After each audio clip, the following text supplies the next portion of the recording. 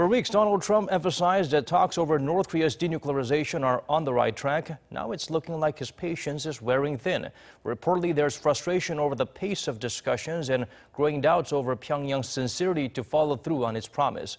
For the full story, let's turn to our Lee-Ji-won.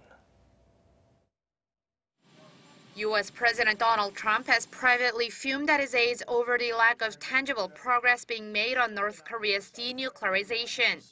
This is according to the Washington Post on Sunday that cited half a dozen White House and State Department aides. The report says President Trump has requested daily status updates on talks with North Korea and is eager to see the implementation of the next steps to dismantle Pyongyang's nuclear program. This comes, the Washington Post said, as North Korean officials canceled follow-up meetings with U.S. representatives at Panmunjom 2 weeks ago, allegedly demanded more money, and failed to maintain even basic communications. In fact, there has been no significant progress made on talks with North Korea, despite Trump's touting of his summit with the regime's leader Kim Jong-un in Singapore last month. President Trump has repeatedly and publicly said his aides had good talks with North Korea and that Pyongyang promised to abandon its nuclear weapons.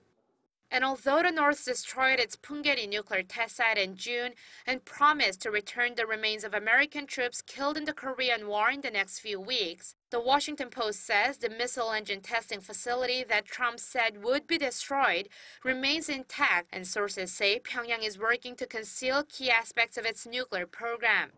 Amid the lack of immediate progress, hardliners on North Korea have started to question North Korea's sincerity.